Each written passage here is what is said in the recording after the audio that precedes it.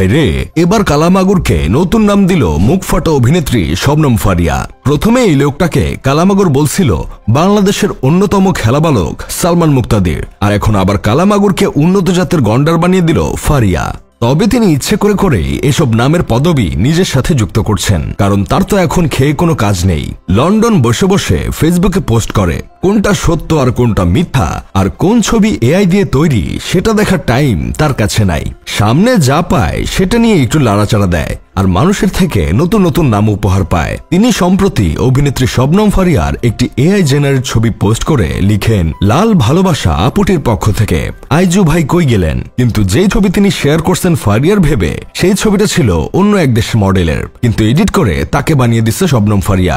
কালামাগুর খ্যাত এই ভাইটির এই পোস্ট আবার শেয়ার করে শবনম ফারিয়া লিখছে, এবার এক গন্ডার বড় ভাই এই আপার ছবিতে আমার মুখ এডিট করে বসায় পোস্ট দিছে। আমি বুঝলাম না এই ভাইয়াদের আমাকে এত খোলামেলা পোশাকে দেখার ইচ্ছে কেন, এত কষ্ট করে এডিট করে। আমি তো এমনিতেই স্লিভলেস পরে ছবি দেই। তবে আমি একটা জিনিস বুঝলাম না, গন্ডার ভাইরা তো নারী স্বাধীনতায় বিশ্বাসী ছিল, এখন আবার এমন পোস্ট করছে করে শুধু শুধু নাম উপহার পাচ্ছে কেন। আবার ক্যাপশনে লিখছে, আইজু ভাই কই গেল, অথচ নিজে কই গেল সেটার খবর নাই, অন্যের পিছন ধরে টানাটানি করছে। এসব দেখে আমার বন্ধু কেরামত বলতেছে, একজন পুরুষ হয়ে ওরে দেখলেই আমার ভয় লাগে, ওর বউ ওর সাথে থাকে কেমনে। আসলে ডিপ্রেশন খুব খারাপ জিনিস, সেটা কালামাগুর ওরফে গন্ডার ভাইকে না দেখলে কখনো বুঝতে পারতাম না। এর আগে তিনি সালমান মুক্তাদিরকে নিয়ে একটা পোস্ট করছিল, সেখানে তিনি লিখছিল, তুই যত বড় হ্যাডোমলার পুত্রই হও না কেন, অথবা যত শক্তিশালী বাপের জামাই হও না কেন, তোর বিচার রাজপথেই হবে। বুঝছো পুরুষ Sunny Leone, just chill now but not for long. পুরুষ সানি লিওনকে চিল করতে বলে এখন তিনি ফিরে এসেছেন এআই লিগ হয়ে, অথচ তার ফিরে আসার কথা ছিল রাজপথে। ক্ষমতায় থাকতেও যেমন তারা মানুষকে ধোকা দিত, এখন ক্ষমতায় নাই তারপরও সেইভাবেই মানুষকে ধোকা দিচ্ছে। কিন্তু আমাদের দেশের কিছু ছাগলের 3 নম্বর বাচ্চা নামক চামচারা আবার এদের মতো বিদেশ পলাতক নেতাদের উস্কানি শুনে মাঠে নেমে প্যাদানি খাচ্ছে। কালামাগুর এভাবে এআই লিগ হয়ে ফিরে এসে কি পেল? কালামাগুর থেকে সোজা গন্ডারে রূপান্তরিত হলো।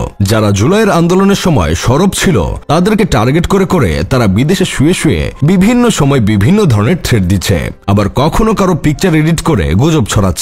তাহলে আপনি একবার চিন্তা করে দেখেন, তারা ক্ষমতায় নাই, এমনকি দেশেও নাই, তাই তারা জুলাই সরব থাকা লোকদের ছাড় দিচ্ছে না, ভার্চুয়ালি হলেও অসম্মান করার চেষ্টা করছে। তাহলে তাদের যদি পতন না হতো তাহলে তারা কি করত? তাছাড়া যদি তারা আবার ফিরে আসে তাহলে তারা কি করবে? আপনি জাস্ট একবার ঠান্ডা মাথায় চিন্তা করেন। যাই হোক, শেষমেশ আমি গোলাম হোসেন একটা কাজের কথা কই। কালামাগুর ওরফে উন্নত জাতের গন্ডার আবার তার প্রোফাইলে পোস্ট করে রাখছে, চট্টগ্রাম বিভাগটাই মানচিত্র থেকে মুছে ফেলবে সুদারু ইউনুস। তবে আমার কথা হলো, ভাইদের মধ্যে এত দেশপ্রেম, তাহলে চট্টগ্রাম বিভাগটাকে বাঁচাতে কেন এখনো দেশে ফিরছে না?